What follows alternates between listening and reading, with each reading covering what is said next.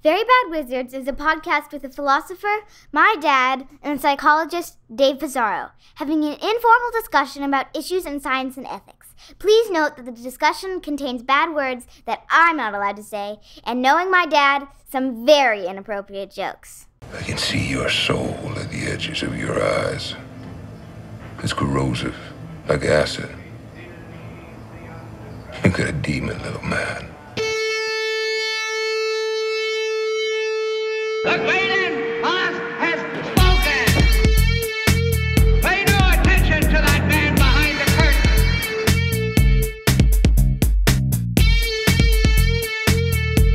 Who are you? Who are you? A very bad man. I'm a very good man. Good man. They think deep thoughts, and with no more brains than you have. Pay no attention to that man. Anybody can have a brain. You're a very bad man. I'm a very good man. Just a very bad wizard. Welcome to Very Bad Wizards. I'm Tamler Summers from the University of Houston. Dave, the Patriots suck. The Red Sox are abominable. The Celtics might be too soft to win a championship. My daughter's away at college. I mean, do you think maybe the Gnostics are right? There is an evil demiurge just like right behind you. All you have to do is to take some peyote and you'll realize this whole time there's been a demon controlling like everything you care about. Boston sports. Yeah. It is a little rich for somebody, with our success in the last 20 years to say that. But it right now is not. You can't compare suffering. Like stubbing my toe sometimes feels like theodicy, like I'm yelling to God. Yeah. It's a refutation of the existence of God. You and I were talking about the Duo 2-factor authentication being the bane of our existence every time we have to log in. Totally. That's the kind of evil we deal with on a daily basis. What benevolent God would allow everything to just be like fine, but then a year later, now you have to do Duo authentication or whatever the fuck. Like just always, every time, for no reason. Like yeah. Every once in a while, those things will say like, hey, if this is your device, just tell us and you won't have to do this anymore. But it never sticks. It never sticks. Yeah. So today we are going to complete our discussion. You can't complete a discussion. No, you could just stop it. We'll stop it at the end of this episode. At least right now, it feels like the first episode, which I think turned out pretty good, but it was more our kind of disorganized spilling out thoughts about the book. Yeah. And now we're Although make no promises. No, right. There is no order to this world. So we'll see about that. That's in the second segment. But in the first segment, what do we got? We're talking about two papers that have to do with cheating and dishonesty. And I saw these on Twitter. Somebody, Jay Van Bavel, to give him credit for tweeting out the first one, which is about cheating on Wordle, which just had a specific significance to me because you and I, of course, play word games every day. Quite a bit of time is devoted. Quite a bit of time dedicated to word games. And so we'll talk about that. And then there's another paper on honesty across countries, like around the globe. And it's a paper about what percentage of people return a wallet that they found or try to contact the owner of the wallet they found. But let's talk about Wordle first. Okay, so this is Alexandra Wormley and Adam Cohen from Arizona State University. And the gist of this paper is that you can look up an index of how many people cheat on Wordle, where here cheating means specifically Googling for the answer, just like blatant, like not even searching Google for Wordle answer, today Wordle, or Wordle word today. And they can make an estimate of geographical region for how much, controlling for like the population and for the number of people playing Wordle using whatever fancy statistics, an estimate of how many people are cheating in these various geographical regions. And they could also come up with an estimate of religiosity and this other construct called tightness that is like how punitive the state is and how culturally permissive it is. I don't know much about that one, but basically they find that the more religious the states, the less they cheat. right? So the Northeast, like the godless Yeah. Northeast. The people who like to hold themselves up as the moral exemplars of like the universe, just like we've been building towards the moral rectitude of, New England and New York. And look at you guys with Wordle cheating. Well, I feel like there's some people in the South who feel that way about themselves, but I'll leave it there. More for me, it was more like, aren't these people who pride themselves on their intellect? You know, these are like New York Times crossword puzzle, like sitting at the kitchen table on Sunday morning. You know, and no, if you look at the heat map, it's like the brightest red right around. Like Vermont is the highest cheating state. Those motherfuckers. They're all white and they just cheat at Wordle. Right. And then they looked at the correlation between cheating behavior on Wordle and religiosity, and it's like negative 0.56, which is big. That's like a big effect for it to be that negatively related. But I would say that, like, if you're in Mississippi or Alabama, you're not that likely to be like, hey, Billy Bob, check out my like Wordle streak. Look at how many threes I have. Like, Right, like that's not going to be that impressive. Whereas you people hold Billy Bob, yourselves you're the one who up. said Billy Bob.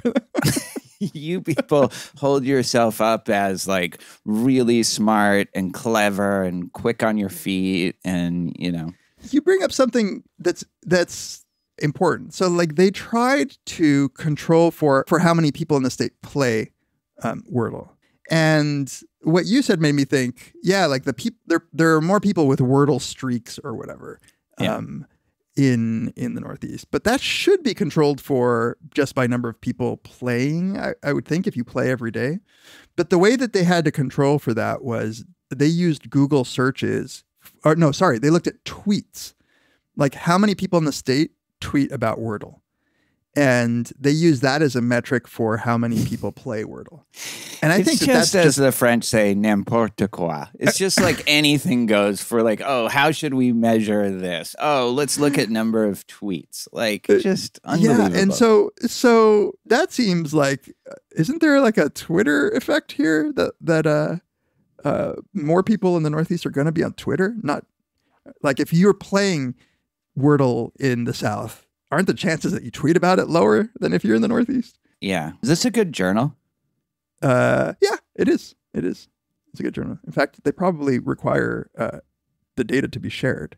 They're like one of the journals. This is Perspectives on Psychological Science. They care a lot about like open science and all that stuff. I mean, I'm sure I'm probably missing something here. But here's what I really wanted to ask you. Is it cheating? I know that there are rules that we might hold ourselves to, but is this cheating? Is it fair to say that this is like some sort of metric of moral behavior?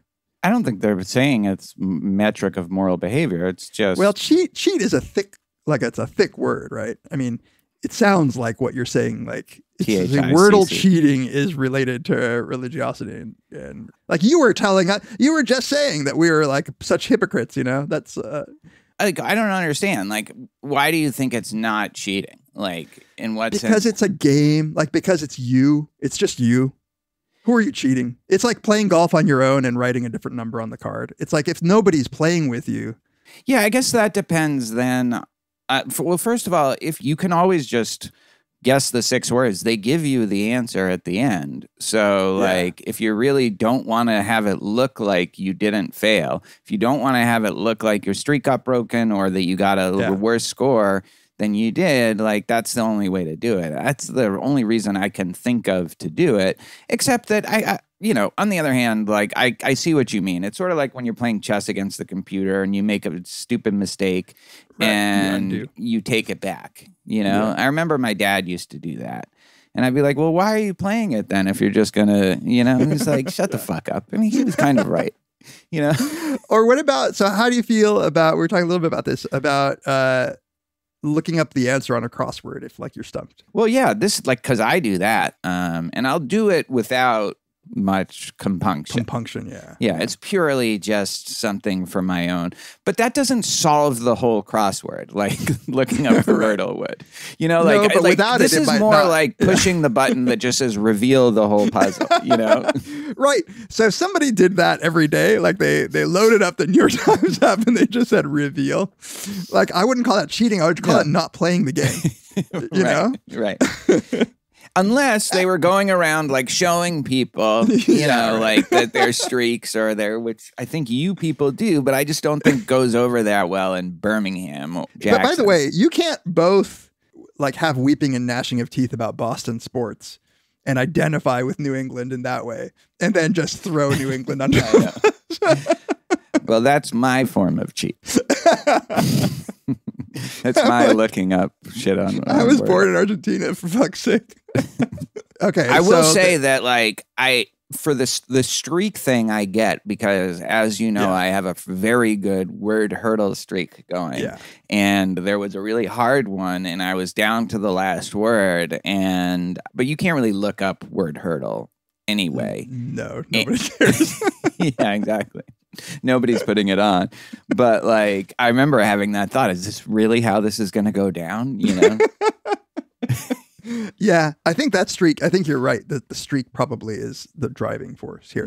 It would be interesting if if like Wordle, I'm sure New York Times has this data, like it would be hard to put the two together, but I bet you people only look it up when they're at the last guess, right? Yeah, probably. Because they don't, that would further research may reveal when they cheat. This is NSF grant 401B. Yeah. Do you want to talk about the other one? Yeah. Okay. So this is published in Science. So you can ask if that's a good journal. This is a paper that came out in 2019 that somebody tweeted about recently, but I had never come across it. And it's called Civic Honesty Around the Globe.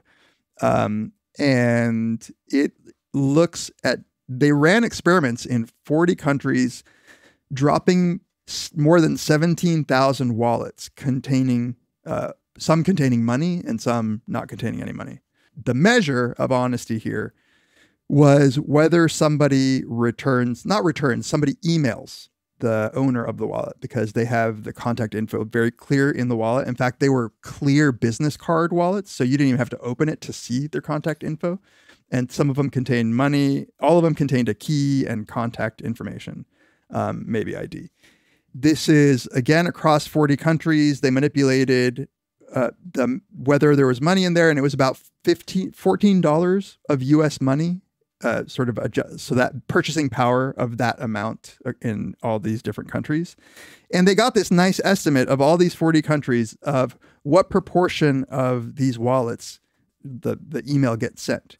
And so when you look, it's a nice little graph that has one side of a line is the wallets with no money in them, and the other side is wallets with money in them. And what you get is a pretty big effect across the whole sample that wallets with money are returned more often than wallets without money. Often by a lot. Often by more than double. Yeah, exactly. Yeah, it's crazy. So at the top of the chart, no surprise here, Switzerland, Norway, Netherlands, Denmark, Sweden, Poland. Because they all have money because of their either Switzerland, like dirty money that gets laundered through there, or the Scandinavians, just socialism. Right. The rates at the top are we're talking 80% of these wallets got a contact. Like the Danes, if it has money, like that, you can just drop your wallet in Denmark and you'll be fine. Right. It's just meet nice. Somebody. Yeah. At the bottom is China, where the wallet with no money was below 10%. Somebody said maybe because they don't use email in the same way.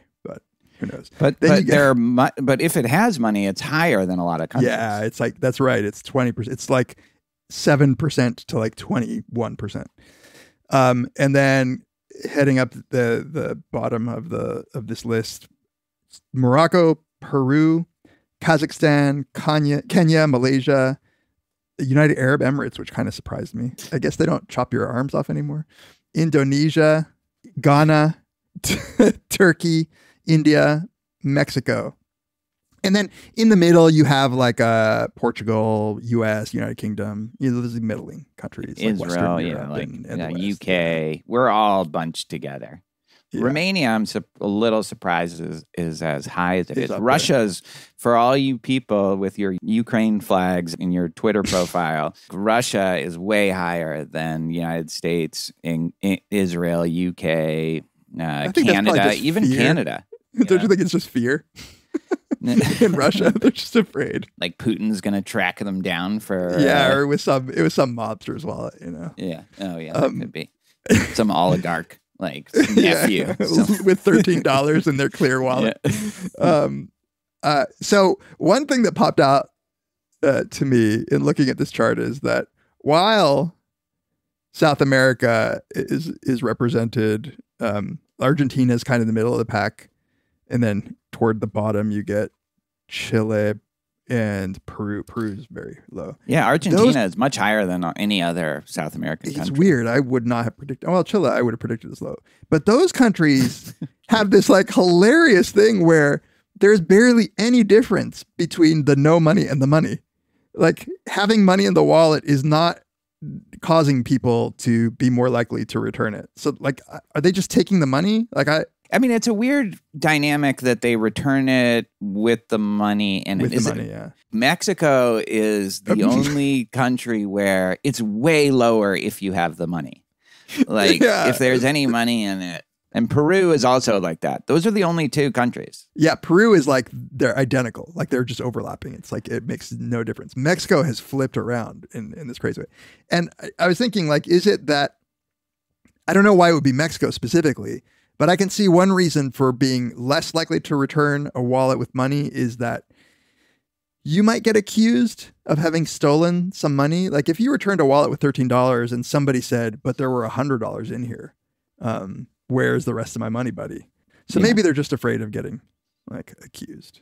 But that happens only in Mexico is sort of weird. Yeah, I don't know where you want to take that, but I'm not taking it anywhere. I've already said too much.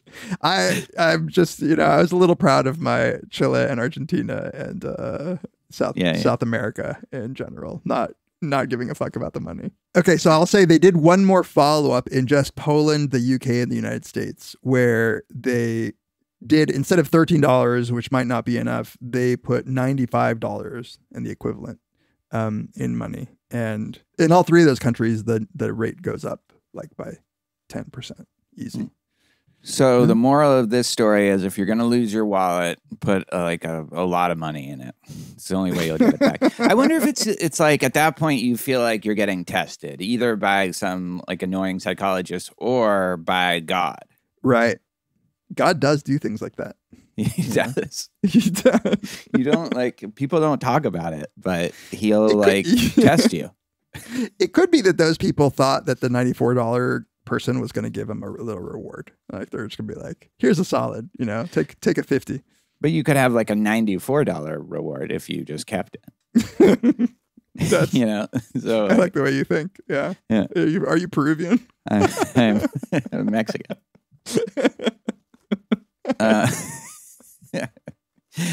We'll stick with the Wordle study. We'll be right back to talk about Blood Meridian. Today's episode is sponsored by BetterHelp. You know when you're trying to fall asleep and your brain just won't stop talking? You want to just relax, sink into the bed, and let your thoughts dissolve or drift away peacefully, but instead they're racing back and forth like a Tasmanian devil, some stressful thing you have tomorrow, a tense conversation you had earlier, movie quotes, podcast ideas, issues at work, old dog problems, a 3-month-old overdue car registration, you name it. I can relate to a lot of this. Well, it turns out one great way to make these racing thoughts go away is to talk them through. Therapy gives you a place to do that so you can get out of your negative thought cycles and find some mental and emotional peace. I know so many people who have turned to therapy and the benefits are so apparent, dealing with trauma, just understanding yourself and your relationships better, learning coping skills to deal with the vile bureaucracy and stresses of everyday life. Therapy can turn your life around. So if you're thinking of starting therapy, give BetterHelp a try. It's entirely online. They design it to be convenient, flexible. All you have to do is fill out a brief questionnaire to get matched with a licensed therapist, and you can switch therapists at any time for no additional charge. So get a break from your thoughts with BetterHelp. Visit BetterHelp.com/VBW to get 10% off your first month. That's BetterHelp, HELP.com/VBW. Thanks to BetterHelp for sponsoring this episode.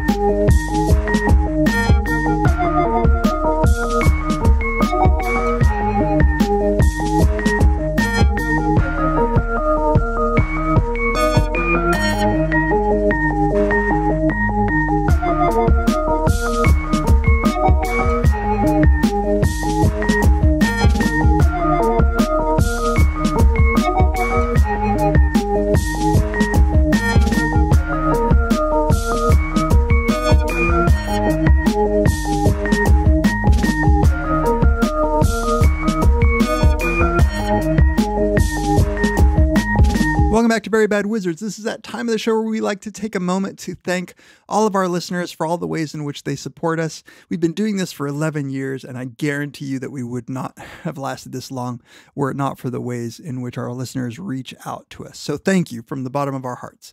If you want to talk to us, if you want to communicate with us, you can email us, verybadwizards@gmail.com. You can also go to Twitter and tweet at us at Tamler, at Peas, or at Very Bad Wizards. If you want to engage in discussion with other listeners who might have similar ideas or who want to argue with you, you can go to our subreddit, reddit.com/r/verybadwizards. You can find us on Instagram at Very Bad Wizards. And if you have it in your heart to give us a rating, preferably a nice one, and a review, you can do that on Apple Podcasts and help other people find the podcast. You can also listen and subscribe on Spotify and even rate us there as well. And if you want to support us in ways that go beyond just communicating, we really appreciate that too. You can give us a donation one time or recurring on PayPal. You can buy some swag. You can buy Very Bad Wizards t-shirts or mugs. And finally, you can become one of our beloved Patreon supporters. And if you do that, you won't just be giving to us, you'll be giving to us and getting something hopefully back in return that you appreciate and that you like. If you become $1 and up donor, you will get all of our episodes ad-free. You'll also get access to little beat compilations that I've made over the years. There's 7 of those. At $2 and up per episode, you get access to all of our bonus content. That's bonus content going back as far as when we started doing Patreon. You will get access to our Deadwood podcast, The Ambulators, that we love doing. We're almost done with season 2. And you'll also get access to Tamler and Robert Wright's Overton Windows podcast, where they debate controversial shit that I don't really ever want to talk about with Tamler. So I'm glad he found a buddy to do that. You'll also get access to my psych podcast series with Paul Bloom that's ad-free as well. If you donate at $5 and up, you get to vote on an episode topic, like the one that we're doing now. Came from our Patreon supporters, their suggestions and their votes. You also get access to our 5-part Brothers Karamazov series. You get my intro psych lecture videos, and you get a couple of Tamler's lectures from his series on Plato Symposium. And finally, at $10 and up, you get to ask us anything and we'll answer it. So $10 per episode and up, you will ask us a question. We will answer it on video and put that out if you want to see us. If not, you'll get it on audio. And in fact, everybody at $2 and up gets to listen to those as well. So thank you again for all of your support. We really, really appreciate it. We wouldn't be here without you. Thank you, thank you, thank you. All right, welcome back. We are going to dive into the second part of our discussion of this book, which I think we've both, in the time since we've last talked, I don't know, we've had a few conversations, and like it's kind of a singular experience reading this book and thinking about it to this extent. I don't know, like I'm kind of amazed that I could get this old and still feel this way about a book. Like I feel like this is how I felt when I read like Dostoevsky or something for the first time. And to some extent, like this is high praise. Like when I really went back and dug into the Odyssey and the Iliad, which I hadn't done since high school, like that was also just this mind-blowing experience. Like there's, and like this, I feel like this is up there. Yeah. So here's the plan, at least the plan that we think we have. We're going to talk a little bit about a few characters in the Glanton gang. And then we each kind of wanted to talk about a few scenes. There was a lot of overlap there. So then we'll dive into a few key scenes, and then that'll be it for today. But, who knows? Yeah. Maybe we will just that'll be the next Ambulators. It'll just be the blood. Just blood Meridian. What would it be called? I don't know. But, we could do a Cormac McCarthy. There's so much material. Although I don't know. I don't know if anything. The Delawares? I feel like you and I are like the Delawares. We're just scouts. Which one of us gets dragged away by a bear? Yeah. That's certainly one of us is going to die. I could totally see myself getting just dragged away by a bear at some point, We're good trackers, I think. I'm the worst. But yeah, sure. All right, let's start with the kid. Do you want to start with the kid? Yeah. We touched on the kid's character a little bit, right? Like, and I mean here, his moral character. Did we in the last episode? Yeah, and especially in relation to the judge, I think. Yeah, right. Because the judge has taken this keen interest in the kid. And that's, I think, one of the big kind of little puzzles of the book is what the judge sees in the kid. And there are various times where the judge explicitly, and I think it starts with the scene where the kid is running away from the fire he started. Yeah. And the judge just staring at him like he's already noticed something about him. Yeah. Right. And I think you, in the last episode, as I was editing, I very much resonated with you saying that, like, the thing that the judge is bothered by with the kid, but also impressed by, is he seems like he has some autonomy in the way these other people don't. Like, all these other people come into contact with the judge and to greater or lesser extents become like him, this kind of just gruesome, horrific, but gleeful violence, though they're usually not as gleeful as him. But the kid is always a little bit standoffish about that. And I think the judge kind of notices that early on. And I don't know, it's interesting in that opening scene where he sees them, maybe the judge doesn't just sees another person to fold into his weird cult. Yeah. Okay. Let me run something by you. Because as I was thinking about this. So I had been thinking about what exactly the judge sees about the kid and what we know about the kid.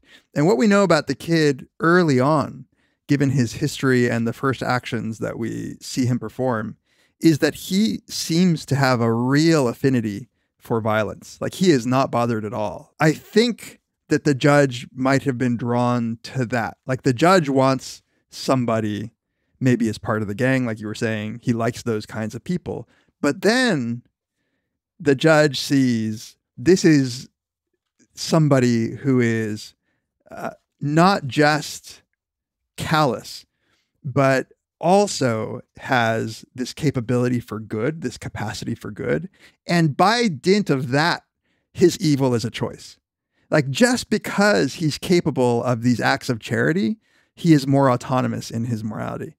And I feel like the judge the whole time is struggling to make him an agent of like he wants the kid to be like him and just be indifferent to the universe.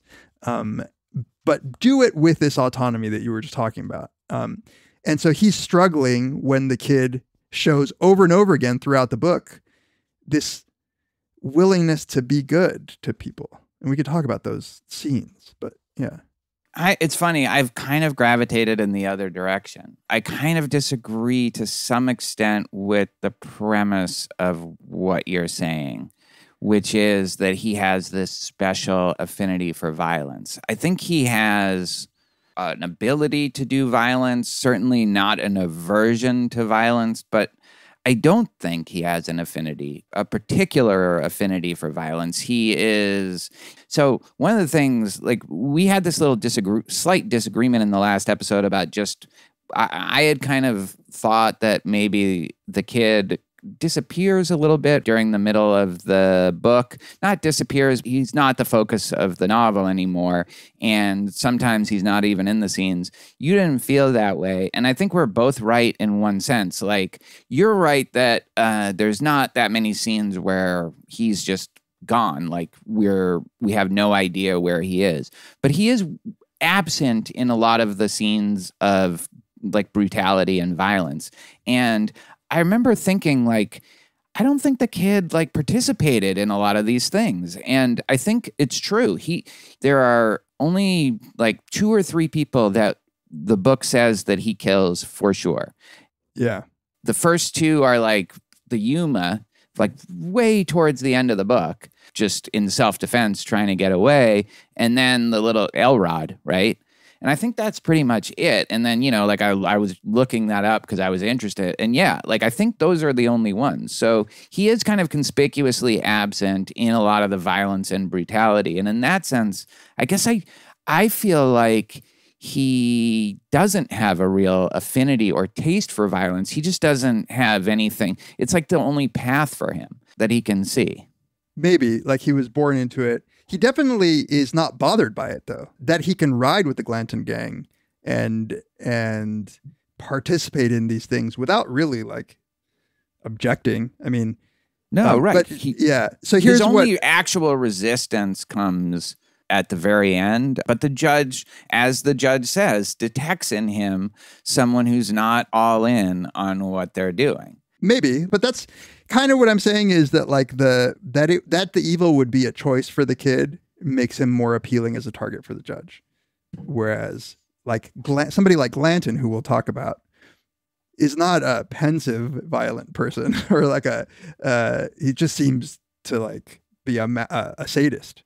But I think this set the stage for what I was saying. And you may be right that this changes later in his life, but the book opens in describing the kid, and when he says that he's born and that his father was like a drunk who left when he was 14.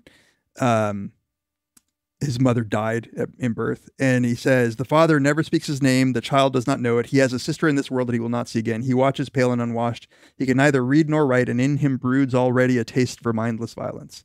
All history present in that visage, the child, the father of the man. So I feel like there is something that McCarthy thinks that is in the heart of this kid. And then he goes on to describe like how he engaged in fights with anybody and everybody that he could. Yes, I completely agree with you up till like he gets, into the Comanche War. And it's true. Like, don't get me wrong. He is present at some of the most gruesome scenes of violence, and he doesn't actively resist. Even Toadvine resists more than him. Right. Like, at least token resistance more than he just doesn't seem to really enjoy it once he gets like really at any point. So can I just say really quickly, just in like agreeing with what you're saying, I think that from the beginning, McCarthy is saying something like what we're both trying to get at, because he also says really within that when he's 14 years old that that his eyes remain oddly innocent. Yeah. Right. So it's both like it's a fight in him. Yeah, I think in some ways, I think the non-autonomous part of him is more pulled towards violence. And there's a couple things that, like, I think as we talk about the scenes that this will come out, but one scene that we're not going to talk about is very early in the book where he, this is before he joins the Mexican army, where he meets an old man. You know what I'm talking about? That scene. And the old man says to him, "Lost you way in the dark. The way of the hermit. Yeah, the hermit. Yeah. Said, the way of the transgressor is hard. God made this world, but he didn't make it to suit everybody, did he?" And then the kid says, "I don't believe he much had me in mind." "Aye," said the old man, "but where does a man come by his notions? What world has he seen he liked better? I can't think of better places and better ways." That's what the kid says. It feels like this is the only thing that the world is offering him right now, given like his father, his mother, his and everything. And it's like, I guess I'm just doing this because I'm good at it. Like I can get into a fight with Toadvine and like, live to tell about it. Yeah. This guy with no ears. And like just be balls out, like he doesn't seem scared of dying of anything. He just wants his boots, The hermit, by the way, after reading the tarot card scene that we're going to talk about later, the hermit is also a tarot card. Definitely. Yeah. Just predicts. There's so much like that. We'll talk about that as we get into that. Should we talk about some of the good things that he does? Because the first thing that is in my notes is during the Comanche attack, there's a guy that has an arrow through his neck. And the kid is his impulse is to help him out. So he goes to try to help him. He's willing to like help him get that arrow out of his neck, but he realizes the guy's dead. And so he can't help him, but that he was moved in that way is like an early indication. And there's a mirror of noticing that somebody's dead later on when he's the man. Yeah. Oh, with the old woman. Yeah. It's weird. It's sort of like the violence of the world. It's like a very like your goodness can't stop the fact that like this shit's gonna happen. Yeah, they're all dust and like dead. brittle and kind of nothing anyway. Yeah. Because you mentioned that scene, I think we're gonna not end up talking about it. But I went back and just looked at that whole reading the end. I realized felt like it was a dream. Because I can't, like, all of a sudden he's 28. There's no clear demarcation. Like, now he's 28. He's older. And then he's in his 40s. Something. Yeah. No, but I think when he finds the woman, he's 28. I think. But this is how reading this book is. It's like you're struggling to, like, keep track of the details. And something as potentially huge as the passage of 30 or 15 years can go by in like a paragraph and you just absolutely it's literally like 3 pages or something where it goes from him getting healed by the doctor from his injury and then he's the man. But I think he's in 28. There's that like little middle period. But you're right. In the spring of his 28th year he set out with others. Yep. It's it's the mezzanine of the book. But crazy. Before, like, he's covering all these years, he saw men killed with guns and with knives and with ropes, and he saw women fought over to the death whose value they themselves had set at $2. Yeah. Well, this is the thing about him, right? He also helps this guy out. What's his name? Sproul. After the Comanche attack. Yeah, he has like an infected arm. He's unwilling to let him go. He keeps saying, "Save yourself," and he's like, "No, I'm not going to leave you." Right. He has this thing where he will not let a person die. Yeah. And I think he actually struggles to take somebody's life. You know? I think so too. You're right. He doesn't often kill at all. I think he's really, even with Elrod, he's trying to avoid killing him the whole time. There's a scene where he's the only one who will take the arrow out of David Brown. After they've been ambushed, I think, by the Apache. Yep. He I think before that he tries to help an injured guy, McGill. And Glanton orders him not to, and he just shoots McGill. Like, this is where Glanton, there's like 4 injured guys, and Glanton would rather just shoot them all so they die and not have to worry about him. He also, there's that scene where he And I think the judge is kind of distantly involved with this. He picked the arrow that meant he has to kill Shelby. Can we talk about this a little bit in more detail? Because it fits with this. Like, it really reminds me of Chigurh's, like, coin flipping here. Because Shelby is, injured and they want somebody to kill him. But the way that they're going to choose is they're going to have them essentially draw straws. Like, the judge clearly wants the kid to be among the candidates. And the kid reaches in, sees the judge looking at him, and then switches his choice. Yeah. But nonetheless gets the red arrow. So it's like, it's just fated. That was the battle. The battle was won by the judge. Exactly. Yeah. All right. But not the war. Or maybe the war. That's a question. Maybe the war, yeah. Yeah.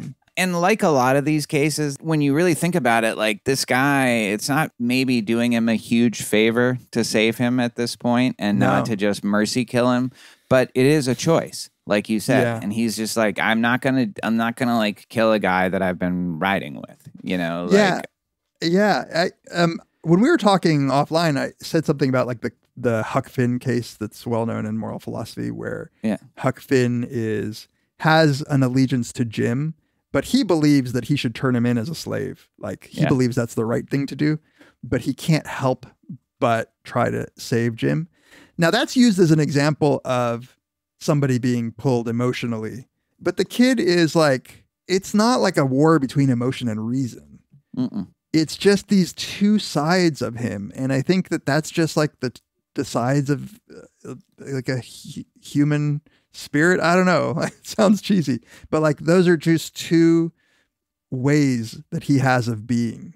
But do you think he has a side that wants to kill Shelby? That's what I'm not sure. Yeah, no, in that case, no. Yeah, I think he doesn't like killing any innocent people. I think he's just annoyed that he has to deal with it. But like, I kind of feel like he makes a firm decision. Like, I'm not going to shoot this guy. Like, I'm not going to give him a gun. I'm not going to I'll give him a little water, but not too much. But a little water at that point is, that is very philanthropic. And he hides him under a bush, I think. He hides him under a bush. Now, like, if he gets found, the same thing happens. Then he catches up to somebody else whose horse is injured, and he also just walks with him. He gets off his horse and walks with them. He's really just not willing to give up on anybody, except right at the end when the Glanton gang is murdered murdered justly by the I don't want to make that sound pejorative. He just makes the decision there, like a clean decision. I am breaking from the judge right now. These people, he feels bound to them, but not towards the judge. I think it's that's like a building resentment toward the judge. It occurs over time. Like it's not like it's that explicitly stated, but you're getting this sense that by the time he splits with the judge, he really has had it. You only get any sense that he is an antagonist of the judge really when he's the man in the bar at the end. There's other people that seem to, more than him, seem to be uncomfortable with what the judge is doing. We can talk about that. There's something the judge says to him at the end. He says, "You of all men are no stranger to that feeling, the emptiness and the despair. It is that which we take arms against. Is it not? Is not blood the tempering agent and the mortar which bonds?" The judge leaned closer. What do you think death is, man? Of whom do we speak when we speak of a man who was and is not? Are these blind riddles, or are they not some part of every man's jurisdiction? What is death if not an agency? And whom does he intend toward? This is getting at some of the stuff we were talking about in the last episode, but I think this idea is this kid has that feeling of emptiness and despair, and the world is meaningless and violent and vile, but I am not going to participate. Like, the judge's response to that is to dive into it and control it and lead it. And the kid has no interest in doing that. That's the thing that drives the judge crazy. That's why the judge is still focused on him 30 years later, is like, I thought I had you pegged. It's like what you said at the beginning. I thought I had you pegged in that town, and you were never like that. You were never, you absolutely kept your distance from it, even though you rode with us. And unlike a lot of other people, never thought of abandoning us. Yeah, totally. And I think that the judge, from everything else we learn about the way the judge is toward the world, like his obsessive cataloging of the natural world. So he'll do things like, you know, he was copying down like the images of like this artwork on the walls, but then destroy it. He'll destroy it. He's like consuming the world. Like when he makes the notes about something, he then destroys that thing. And I think that's why that guy is so freaked out about him drawing his picture, right? He at some level senses that this is the judge's way of consuming, devouring the world around him. Because that's the judge's relation to the world. He wants everything under his control. And he can't catalog the kid. No. He cannot catalog the kid. That's why that last scene, he envelops Until him. the end, maybe he catalogs him. He consumes him. Like he devours the child. Like, So that leads to this question then. Like, does he fail in the end, the kid? And maybe he does. And if he does, why does he fail? You know, is it because he killed Elrod? Why can't I remember his name? Yeah. I don't think that he fails. There's no winning. Like, I think that's the whole point. There is no winning. Like, the kid resisted, and I think that it's a good thing that he resisted the way that he did. But there is nobody that comes out of this world alive, right? We're all going to be devoured by something. And there's no way around. Like, like McCarthy can't redeem this kid because this is not really a moral tale. This is a tale of the heartlessness of the universe. So like, I think the kid was, shadow boxing with the universe. And I think that's good. Yeah. So I guess I shouldn't say, did he fail in that sense? Like he didn't win because there's no winning. You can't shadow box with the universe. Like the universe will win in this novel anyway. But there's this scene, the scene where he does break from the judge after the Yuma, and he's with the ex-priest Tobin, and the judge says to the priest, "Weigh your counsel, priest. We are all here together. Yonder sun is like the eye of God, and we will cook impartially upon this great salacious griddle." I think, or silicious griddle. There's a lot of words like that in McCarthy. Silicious griddle, I do assure you. I'm no priest, and I've no counsel, said Tobin. The lad is a free agent. And then it says, the judge smiled, quite so, he says. So that's then. And I guess my question about whether he failed or not is he a free agent in the end? Or has everything been leading him towards that porta potty where he's going to get devoured by the judge or whatever happens to him? The Jakes. Yeah. Yeah, that's interesting. And you bringing up the killing of the kid at the end makes me... What do you think about that? So there's this scene at the end where the kid is now the man and he's in his late 40s, much like me. So I totally relate to this. And some kids, I remember those days. And one of them in particular is like testing him in the way that like sometimes the youth do. Where this kid, I think that's what you say when you're in your late 40s. That's how you refer to kids, the youth. Yeah, it's true. The man totally can see that this kid is a bad seed and that he is really just trying to poke the bear. Like he's really trying to test, like he's saying, I don't believe that you actually killed any Injuns like you say you did. And like, he's just pushing every button. That's when he says what you were saying earlier, like, I'm trying not to kill you. Like, this is him trying. And he tells his friends, like, keep that kid away because I can't make any promises. But the next morning he wakes up to like that kid leaning over him. And the kid does the kid have a gun? He has a rifle. Has a rifle, yeah. And but the man gets the drop on the kid, and shoots him before he can. So like, that's kind of self-defense-y. But I almost feel like that just was another true moment of agency. Like he chose that. Like he wasn't mindlessly doing it. I guess I think maybe, I don't know. But one way of looking at it is that led straight to the outhouse, to the Jacks. He could have figured out a way to save that kid.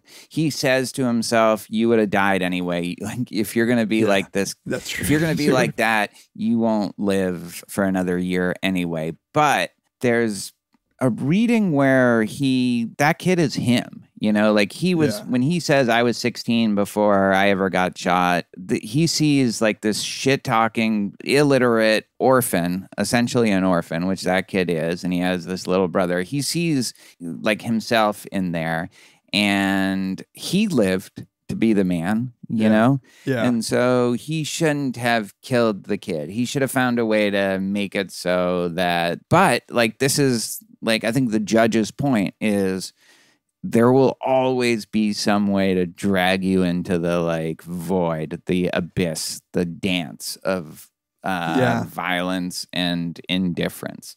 And I think maybe if you want to say that like the kid failed, it's in that, not in like going to the whorehouse and the dancing bear scene and staying maybe. there. But it's You're kind of convincing me that might be, because I think really in line with the McCarthy view of the world, the universe, is so determined by fate that I think that the kid was born in blood and to blood, and that's just who he was going to be, maybe, and that maybe that's why he can't escape it. But like you said, there's a nobility in resisting, especially with this judge having this like this beam. What do you call those beams that the aliens put on? Like a tractor? Tractor beam, yeah. Like the judge has this like tractor beam on him, trying to draw him in and can't, and actually gets so frustrated with that. Whereas everybody else kind of, they either fold right at the beginning or they fold eventually. But the kid lasted 30 years or something like that. You know, I can't help but think that this gets us to some of the themes in the tarot card scene. I don't know. Yeah, can we talk just quickly about some of the other Glanton gang people and then get to that scene? Because I think it'll actually be, both those things go together. Yeah. So Glanton, how about Glanton? Yeah, what is he exactly? So he is everything that's in the book, you know, like kind of factually is kind of true about him. Yeah. He did lead this gang. He did go get paid by Mexican government officials to try to clear the area of Apaches. He would get money for bringing back scalps. All the Yuma stuff is true. He was killed by the humans. The judge is his second in command, but he's also, to some extent, the judge's second in command. He has this pact with him, but he seems different, very different than the judge. He's not a philosopher. He's his violence is more arbitrary. He has a couple of good traits, I would say. Like what are some examples of a good thing that he does? Like he has a dog that, unlike the judge will just throw puppies in the water. He'll actually like have a dog and treat it well and like having the dog. Who explodes is it Glanton or the judge who explodes the cats when they're testing out the weapons? It's him. It's Glanton. Yeah. He's not good with cats. Even if he stands up for Black Jackson at the cantina when the guy says, you can't sit here. Like, I'm happy to serve you, but you have to sit in a different place or something. He's like, anybody who looks at this crew like knows that we're not going to like get up and move because someone tells us to. And he takes his death like a man. Those are the only three things. He takes his death like a man. You know, like when the Yumas come in, he's just like, all right, do it. You know, other than that, he is like an automaton. You said this about the Glanton gang last time. They're kind of automatons in the sense that you don't get that there's much inner life going on. There's not a lot of deliberation. Exactly. with the Glanton gang. You know. Yeah, it's interesting. You know, I think of Glanton in relation to the judge all the time because I'm not sure what their pact is, but Glanton is such an ultimate instrument of doing whatever. Like he's clearly a leader and clearly commands respect, from his crew, and that's hard to do. Like that's hard to have like a crew of psychopathic killers who all have loyalty to you. Does the kid have loyalty to him? I think he does for whatever weird reason. Yeah, I find it very hard to assess whether the kid has loyalty to any of these. Like we don't like know that much about what the kid is thinking. Like clearly he's hanging out with them. Like they got him out of jail, and I think that while he's with them, it offers him some sort of something to do. The reason I say that he does is the judge, when he's in those kind of fever dreamy scenes where he's in prison, the judge visits him and he says, "You really think Glanton wouldn't have killed you?" Like, I think the judge is pissed. Like, you never like resisted when Glanton was in charge, but now that he's dead, it's like, that's it. Like the kid is severed from the group. And I think like for whatever weird reason, the kid respected Glanton. Like maybe because he just didn't like carry on as much. Yeah, he's not like a weird philosophizing child molester. Yeah, exactly. Maybe because he didn't fuck children. Like seriously, you know, like gleefully killed children and puppies. You know, like you were talking about that scene where the judge is calling out to Tobin and the kid after they left the gang, and you know, in the scene, it's like I imagine it as sort of a Mad Max world where like this bald judge has like the idiot like on a leash next to him and he's walking across the desert, you know.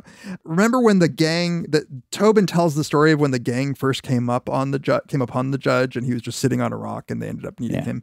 And immediately Glanton and the judge start talking and writing together. Like there is this immediate connection that they have. And I keep wondering what that connection is. Was Glanton autonomous at all? You were saying something about like how the judge doesn't care, like he doesn't care for people who are not agents. And there is a scene where they ask the judge something and the judge tells them the answer and they're like, "Oh yeah, that makes sense." And he laughs at them. Yeah. And he seems to be laughing at them because they were so quick to like change their mind or believe whatever it was that the judge said. And it's like he was not respecting them. Yeah, that's totally right. And I think you brought this up last time. A lot of them will say, "You're crazy," or that's insane. Like, I don't know. But when they say it, they're kind of capitulating to it. Yeah. Or whereas the kid, when he says, "I don't like craziness," like that, he doesn't like that. Like he actually doesn't like this. He is taking a stand against this. Like you people in the Northeast who cheat at Wordle, you gussy up your like brutality and immorality in like these grandiose philosophical ways. The kid and me, we just don't like that. You know? Sorry.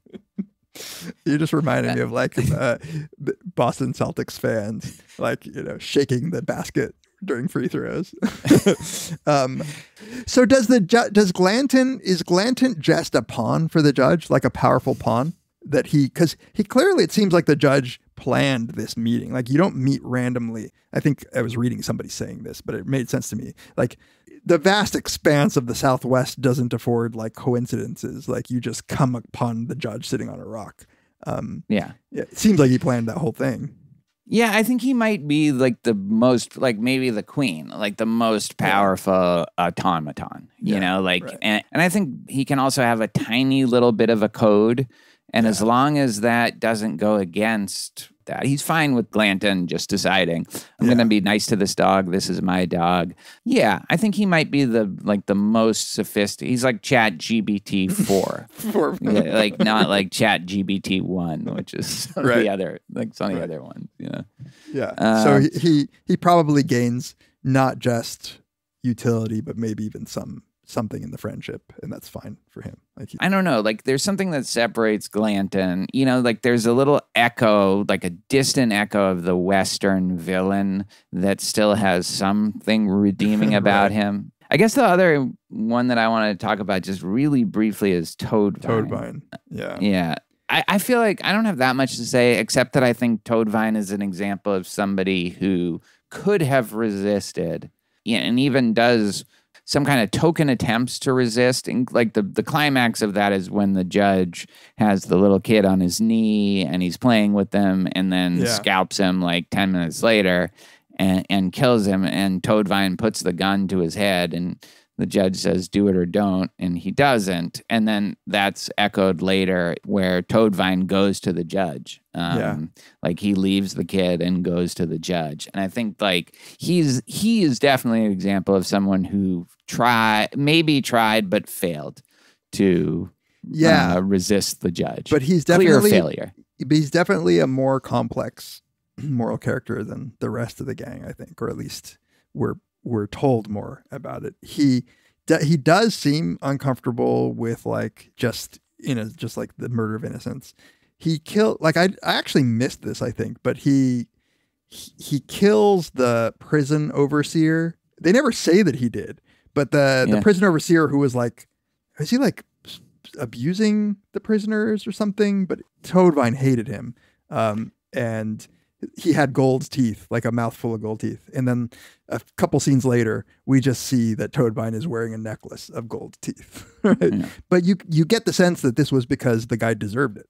So he seems, I agree with you, exactly. Like he could have been. He's just not quite there. He's not. He just doesn't have the strength of that. This is what's special about the kid is that I think Toadvine was more talk than actual resistance, although more actual resistance than anybody else in the gang. Yeah. Yeah, because the kid never gets even until he starts shooting at him, in the desert when he's being chased by the judge. Like the kid never stands up to him. Like the kid's resistance is like this weird psychic resistance, Yeah, totally.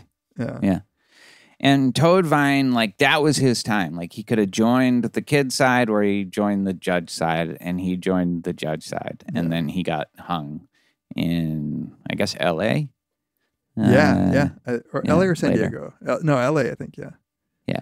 Do you have anything to say about the Delawares, or maybe we can move on? I just think it's weird that you have these like Native American tribe that's part of this scalp hunting gang.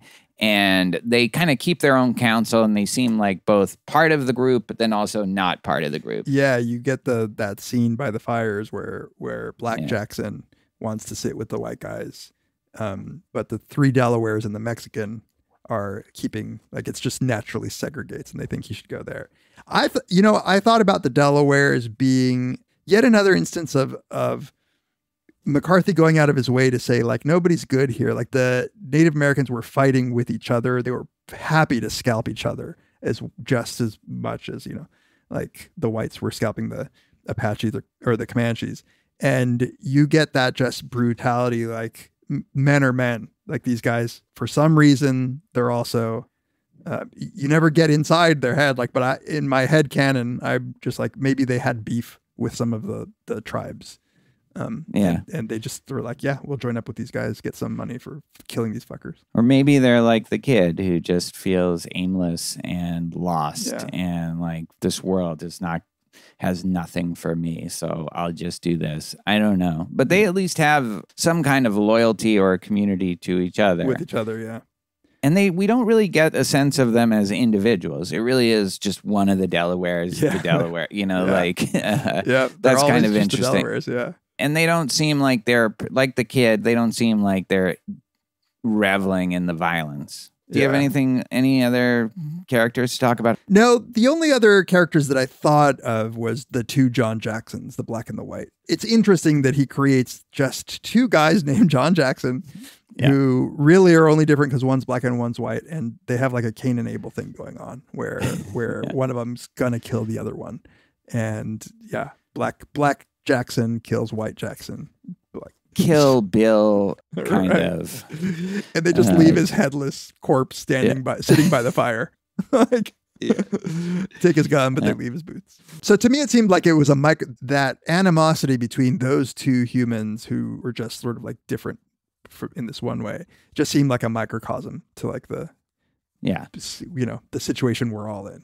Yeah, I think so. So there's this article I came across that talks about optical democracy in Blood Meridian, meaning that like everything is equal in Blood Meridian in the sense that humans, rocks, the fauna, flora. It's like nothing has some sort of special moral kind of dignity or anything like that. I think there is a way to look at the Glanton gang kind of progressive in its It's an you know, like I always got the sense they liked Black Jackson more than White Jackson. They Yeah. thought he was more valuable. And anyway, the fact that he like decapitates White Jackson like just cements it. And nobody ever Like, says anything yeah, about it. they don't tell him to, you know, not sit by the fire and they don't even tell the Delawares not to do it. Yeah. They don't even seem to look down in any way on the Delawares. Yeah, of course, they say racist stuff and they use the N-word Yeah, they're freely terrible and all people. that. Yeah.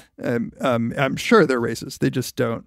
It doesn't extend to like their innermost circle, I guess, or maybe it does, but it doesn't in any like way that's not easily defeated by a swift knife to the neck. There is an interesting scene where to get back to Toadvine for a second, where Toadvine is asked, is it Bathcat who asks him if he's willing to wager on which Jackson will kill which, and Toadvine refuses. That's another instance where Toadvine is showing something like his unwillingness to partake in that. Yeah, like this isn't a fucking cockfight. Those Yeah. are human beings, Yeah. you know? This isn't like we're throwing dice and Right. or whatever. But there is a kind, in that sense, a kind of equality to these Yeah. people. They're not prejudiced because they're willing to kill everybody. Yeah, there's Brutally. as you were saying it reminded me of Peter Singer's moral circle idea, where you have moral regard, where like Peter Singer, you know, wants to expand the moral circle to include moral protection for all sentient beings. This is just like a rock and a human. It's no moral circle. Like they all just have like no moral circle. Like it's a circle almost of not even for viciousness. themselves. Like they almost don't even value their own life. You know, That's right. Yeah. Yeah, totally. And they, that's they will definitely the try to judge. try to save themselves. Like they would rather live than die. Yeah. And they will even do, but in the moment, you know, it's like almost just like callous indifference in their decisions for the future. Like they happily walk into a fight. And then, you know, when they're dying, they're like, come on, help me, you know. Like, and the kid will still help them, but none of the other people. none of the will. others, yeah. Yeah. You wanted to talk briefly about the Comanche attack. Yeah, only because the Comanche attack is early on when the kid is with the general. Is it General White? White. Yeah, when they're fighting the illegal war. And the Mexican American War is over. Yeah, but they're continuing to like try to fight, and they get just brutally attacked by the Comanches, and that scene is so freaky to me. So first of all, the way that they like General White is sort of like stupidly walks into it. He's like, oh, it looks like a whole herd of horses and cows. Like, you know, we might have some sport. Yeah. And then he's like, oh, but maybe we're in for a fight, fellas, you know? Yeah. And then through the dust, they see that behind all of those were just like an army, like a ragtag group of Comanches. And the descriptions are incredible. Yeah. And the violence is incredible. And it's just like, it's the level of description that in my memory, I may as well have seen it. Totally. One whose horse's whole head was painted crimson red, and all the horsemen's face gaudy and grotesque, with daubings like a company of mounted clowns, death hilarious, all howling in a barbarous tongue and riding down upon them like a horde from a hell more horrible yet than the brimstone land of Christian reckoning, screeching and yammering and clothed in smoke like those vaporous beings in regions beyond right knowing, where the eye wanders and the lip jerks and drools. Just like no, it's a nightmare. It's a nightmare. Yeah, it's a nightmare.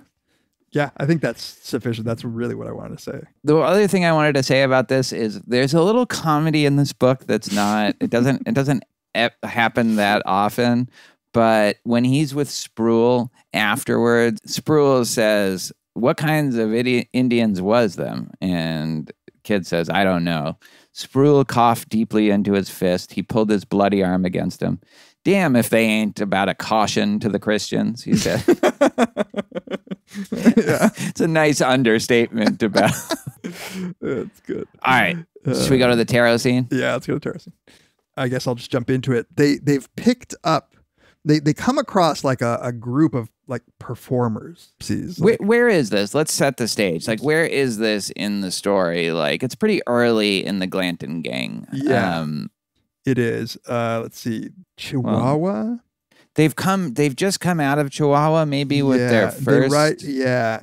So it's early on in their adventures, I guess, and they come across a family of jugglers, like performers. Like I take it, like just traveling gypsies. Like there are 4 of but them. Mexican version. Yeah. Like there's an old woman, there's a man, and there's a juggler, and there's right a girl. Yeah. And so the jugglers want to ride with the Glanton gang, I guess. Yeah. So that night they're camping together. And so that night it's Glanton who asks the juggler, do you guys tell fortunes? Yeah. And he says, yeah, actually. So he pulls out some tarot cards. And the process by which they do this is that the man has one of the Glanton gang pick a card, but they whisper. He says like, okay, who do you want me to have pick a card? And when the card is picked, he says the card aloud, and the old woman who has been blindfolded says who the card belongs to. Who picked it? Yeah. Yeah. Yeah. Exactly. It's either a psychic thing or it's some trick like they do. Yeah, like a mentalism. I was thinking like in mentalism, yeah. You do this where the way that you ask the woman, who picked this, that it's like secret code. But so the first person to get a card is Black Jackson. Black Jackson picks a card. The card is the Fool. It's like a picture of a fool and a harlequin and a cat. And the old woman announces that it's the black guy. And so she, I guess, begins telling the black guy's fortune, but we're not privy to this. Like she's just saying it. And he starts getting like anxious. He's like, what is she saying? What is she saying? And the judge is like, don't worry about it. And this is actually something I wasn't sure about. When the judge says, don't worry about it, but what she's saying is that your fortune is wrapped up with ours. I think she means to say that in your fortune lie our fortunes all. Yeah. What did that mean? I think she is reading their future. That is their fortunes all. I think the judge might exclude himself, but when he says, are you a drinking man, Jackie? And he's like, yeah, I mean, I guess no more than some. And it's like a Tamler answer. Yeah, exactly. Totally. And then he says, I think she'd have you beware the demon rum. Prudent counsel enough, don't you think? That's how they die. That's how like they all just get drunk, and eventually that's gonna like come back to haunt them. You know? One of the things about the Glanton gang is that when they are without an immediate goal of violence, like when they're not like fighting or planning to fight or doing whatever, they like lose it. They have it's like they've lost all purpose, and all they do is like go to towns, get really drunk, and have sex and murder people. Like they can't handle it. Yeah. And that's just not sustainable. No, I don't think. And I think the judge he kind of knows this already. And I think that when he says, this is a little like that optical democracy thing too. Now that I think of it, it's like, it's not because you're black that you're getting the fool. Yeah. It's that you're like a human, you know, and this is what we do. And eventually it will come back and bite us in the ass, except for me, because I never die. Right. Yeah, exactly. I'm not. But like, I think you can make a case as we go through the different tarot cards that they're really accurate, you know? Yeah. No, and there's something about like the kids specifically that is super interesting. So that's the next person. In fact, it's when the juggler, the man says, okay, who's next? It's the judge who says, young Blasarius yonder. And he's like, what? Okay, I gotta give this guy credit because he had something really interesting to say about this. Aaron Gwynn, he has a Substack called "The Night Does Not End," which is totally devoted to Blood Meridian. Yeah. And what he says about Blasarius, he's quoting somebody else, but this is where I got it, is that's like an arson of some kind. And the last the judge saw of him is when he was like participating in burning down the inn. But anyway, I wanted to throw out Aaron Gwynn into it. But yeah, it's great. The young Blasarius, the incendiary. So he goes over and tells the kid, pick a card. And like, he's a little not sure, but he takes one and he says that it seemed familiar to him. And that's because he actually has seen that card before, right? And that it's when they were walking through that town that had been massacred by the Comanches that you were referring to earlier. He's describing going in a house and he says, illustrations cut from an old journal and pasted to the wall, a small picture of a queen, a gypsy card that was the 4 of cups. And that's the card that he picks, the 4 of cups. And he turns it upside down, looks at it and turns it back and gives it back. And the guy calls out 4 of cups and the woman says it's the young one. Now that card, like the meaning of tarot cards is a little bit like horoscopes because you can look on and find all sorts of things. But that particular image, the 4 of cups, is a person usually with their back to a tree and there are 4 cups in front of them. And it's, I guess, supposed to mean something like you're contemplating a change in your life. Did you come across any of that? So I looked this up. What I found, again, like the same just kind of bullshit Google research, is lost chances, guilt. It may also represent, this is what I thought seemed right about the kid. It may also represent becoming engrossed in oneself as a result of despair, dissatisfaction, or lethargy. Yeah. And particularly, tarot cards have a different meaning if you pick them up and they're reversed. Yes. And so the reverse 4 of cups, like what you were saying, what I found is 4 of cups reversed reflects a period of introspection and withdrawal. You're retreating into your own inner world so you can concentrate on what is integral to you and what grounds you. I guess I didn't notice that it was reversed. Yeah, like well, it's reversed with the Glanton. Like the woman says that it's reversed. The chariot is reversed. But I didn't get that it was reversed with the kid until right now. Yeah, or at least he it turns could be it. both. That's it weird. Could like be he both. has his agency is he turns it around. Like he turns it upside down and looks at it. And it's like, why? That's right. Yeah, so he makes it reversed. That's interesting. Yeah. I do think there's a kind of lethargy in the kid. Like, even though he's clearly got a lot of energy and survival instinct, he doesn't have this kind of desire to make something of his life. Yeah. You know? Yeah. That's the thing that like the judge is trying to prey on and can't. Even with that, like given that the kid should be the perfect target for the judge, but he's still not. Yeah. But he has it, you know? Yeah. So he says, when the woman says, El muchacho called the juggler, he turned the card for all to see. The woman sat like that blind interlocutrix between Boaz and Jachin, inscribed upon the one card in the juggler's deck that they would not see come to light, which is referring to another tarot card of a woman standing between the 2 pillars that are supposed to be the Temple of Solomon. In the juggler's deck that they would not see come to light, true pillars and true card, false prophetess for all, she began to chant. We never hear what she's chanting, by the way. And then the judge, it says the judge was laughing silently. He bent slightly the better to see the kid. The kid looked at Tobin and at David Brown, and he looked at Glanton himself, but they were none laughing. The juggler kneeling before him watched him with a strange intensity. He followed the kid's gaze to the judge and back. When the kid looked down at him, he smiled a crooked smile. Get the hell away from me, said the kid. Yeah, what do you make of that? Man, I don't know, but it is such a scene of antagonism there with the judge's dismissal. Maybe the judge is like laughing because he is like, that card is meaning like you're withdrawn and lethargic and you're not going to do anything. Like the judge and nobody else laughing at him is like mockery. Like you can feel, I can feel the kid's anger at this, and that the kid staring back at the judge is a huge thing.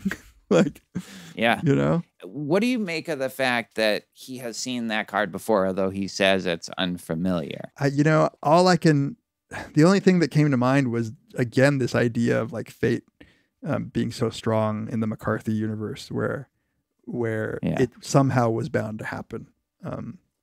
I don't know if there's a deeper meaning. Like, I read somewhere that this whole thing was inspired by Cormac McCarthy having a dream where he saw that card hanging in a house. And, Did you do a little tarot card deep dive? Dude, I did a little bit. You're gonna laugh at me. I ordered a tarot card deck. Oh, that's awesome. That's so awesome. Like, you are just the mystic of the podcast. Like, I pretend I can, say ghosts, blah, blah, blah, arrived yet, UFOs, whatever. You're the real fucking mystic of this podcast. They haven't arrived yet, but when it comes, like, I'm going to do a reading. Yeah. I will be your first customer if you'll have me. Yeah. So I did some. I've done some before. Like, they're really interesting. The symbolism really comes from some real shit, but this is such a dynamic, I think, in the podcast. It's like, I'm kind of getting interested in this stuff, but I'm still a dilettante. You're already like way more advanced than I am down this path. You just resist it like the kid, or like, who knows? For some weird shit. I am down for some weird shit.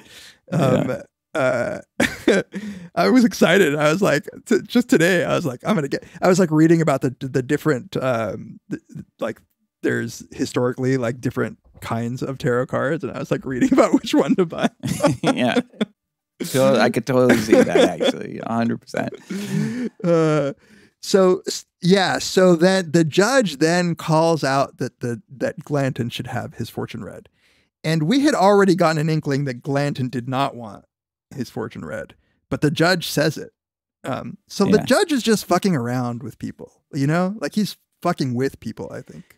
But Glanton did say, "Do you guys tell fortunes?" Yeah, I know. He just didn't feel like he wanted it at that point, but like right at the beginning. But like, he takes the card, right? Yeah, he does. He takes the card. But then when Glanton takes the card, it says, the juggler folded shut the deck and tucked it among his clothes. He reached for the card in Glanton's hand. Perhaps he touched it, perhaps not. The card vanished. It was in Glanton's hand, and then it was not. The juggler's eyes snapped after where it had gone down the dark. Perhaps Glanton had seen the card's face. What could it have meant to him? The juggler reached out to that naked beldam beyond the fire's light, but in the doing he overbalanced and fell forward against Glanton and created a moment of strange liaison with his old man arms about the leader, as if he would console him at his scrawny bosom. Glanton swore and flung him away, and at that moment the old woman began to chant. And then Glanton gets mad. Yeah. Can you do a little Spanish translation here for what? Yeah. So she says, she's chanting and she's starting to say, the chariot inverted, the card of war, card of vengeance. I saw it without wheels on a dark river. And I think that is just, and then she says, lost. The card is lost in the night. And, I think this is really the fortune of the way that he ends up. They do die on a river, like on a ferry. Yeah. Black Jackson is pissing like on some sort of cart with no wheels. Yeah. When the Yuma kill him. So here's what I got about the chariot inverted or reversed. This is not about Blood Meridian. This is just me looking. Right. So the chariot tarot card, when it's not reversed, is like, it's almost like Plato's, like from the Phaedrus, like reason is in charge of spirit and reason is in charge of appetites, and you're all working together. But when it's reversed, it can indicate that you feel powerless and lacking direction. You need to take control of your own destiny and not let outside forces determine your path. When the chariot reversed, you are still moving, but you have let go of the reins.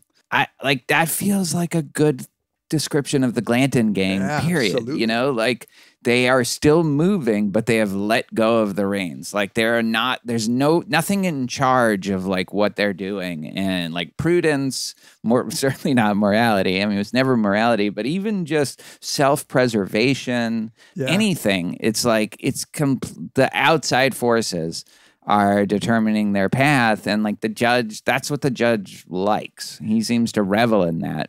Yeah, totally, absolutely. And what I don't know is it that that Glanton did see the card and somehow like in his gut knew that this was like a terrible fortune to have read? What are we to make of it just disappearing from his hand? It's so weird. I mean, this is where the book becomes like, it just is always on the border of being just magical, surreal, just, you know, like, even though like he's a real guy and a lot of this stuff really happened, like, it's like, that's what's so cool about it, you know? You know what? We were talking on the phone about this, and I actually wrote down something you said because I thought you phrased it well. You described the book as cosmic and phantasmagorical. And I wrote down those words because I wanted to like, because it's true. Well, you had said cosmic in the previous episode. Oh, yeah. You had described it like that, and but to do that and also be this kind of historical, it's pretty amazing. And you know what I also like is that both for this and the coin trick, you think maybe this is just like stupid, like bullshit, like. Maybe it's sleight of hand. Maybe it's the judge. Maybe the judge is just a regular dude who's fucking crazy. And he's just like learned a couple of tricks and says some pseudo deep things. There's not a whole, I mean, there could be consistent with that reading. I don't think eventually it's not, but it could just be that it's a weird fucking guy. Kurtz. He's Kurtz, right? Gun to my head, well, I don't think there's necessarily a determinate answer to this question, but like, I don't think there's anything necessarily that makes you think he has supernatural power. No. And, you know, I mean, the woman knowing what the card was, like, we don't even know that was the card. Like, she just chants it. And you put two together and you think, well, she's guessed who picked the other cards. But as I was reading it, I was like, wait. They're whispering to him who should pick the card. And like, and she's blindfolded, but I mean, it's very plausible that this is just like a parlor trick. Which is also lost on almost all of them because they can't speak Spanish. Exactly. So they don't even know like that they're guessing right. You know, only that's what only the judge is like the real. Well, actually, I mean, there's a Mexican in the gang, but they're definitely committing to the bit if this is all a trick because she's like crying. Yeah. She's saying like perdida, like, you know, this is what does he say? What is maleficio? I can imagine. But what's like an evil, like a bad guy. Maleante. And Glanton now is about to shoot her, and the judge saves her. Yeah, and the judge describes the judge as like jumping up like a djinn, which is like a great ponderous djinn. Yeah, which is also a demigod in you know, like Arabic mythology. Stepped through the fire and the flames, delivered him up as if he were in some way native to their element of the fire. So, like, if you want to say that he has a kind of demonic, Gnostic, whatever, he's a archon or a demiurge, like, you can definitely do that. He is giving you every reason to think this. I do love the thought, and I think this goes with my personality. I love the thought that all of this is just actually very not mundane, but just it's not the supernatural events that you think it is. It's just these choreographed. Yeah. We're not going to talk about this, but speaking of the judge as demiurge, in that scene that we already talked about, where he creates the gunpowder, he uses bat guano and human urine. And I couldn't help but think of, there's this famous quote that's sometimes attributed to St. Augustine, but it's probably not him, that's in Latin that I can't pronounce, but it's between urine and feces we are born. And Freud loved this quote because he thought it said something about the position that humans are in. Like, we think of ourselves as lofty, godlike minds, but we need to remember that between urine and feces we're born, referring to like the vaginal birth. And that will get us maybe to the next scene another scene that we're going to talk about, that symbolism of birth. That in that creating of gunpowder, that mixing of fire with this sort of like, I think, a metaphor of birthing that the judge is doing. Can I say one thing before we go to that scene about just like the coda of the tarot scene is the juggler on his burro. Like the next day he like moves. It's like to a the front. nice grace note. It's a beautiful like little grace note. The juggler on his burro, like not Don Quixote, but Sancho Panza goes and just falls in with Glanton, and they rode together, and they were riding so in the afternoon when the company entered the town of Llanos. Yeah. I didn't know what to make of that, but it was a cool. I was about to shoot your mom or whatever. Yeah, but we're cool now.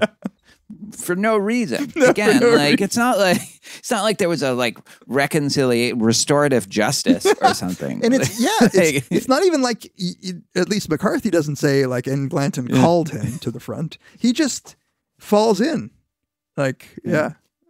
They did a restorative circle. They got all the stakeholders together of the relevant parties. All right, as they are riding off into the afternoon, we might have to ride off into the night because I think we still have a ton of shit to say about this. Yeah, we came in with the grandiose intentions to cover all of the scenes that we wanted to, and I think we got carried away. But that energy is good. Like this was so fun. I regret nothing. I regret nothing too.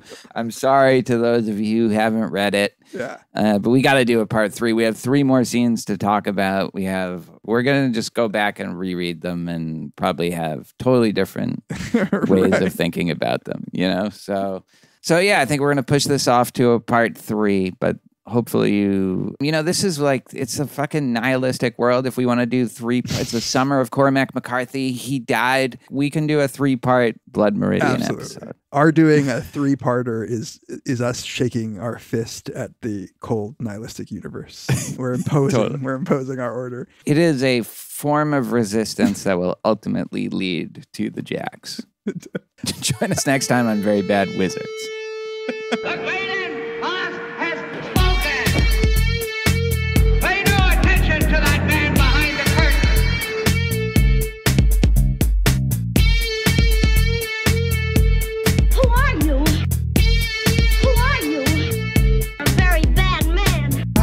Good man. They think deep thoughts, and with no more brains than you have. Pay no attention to that man.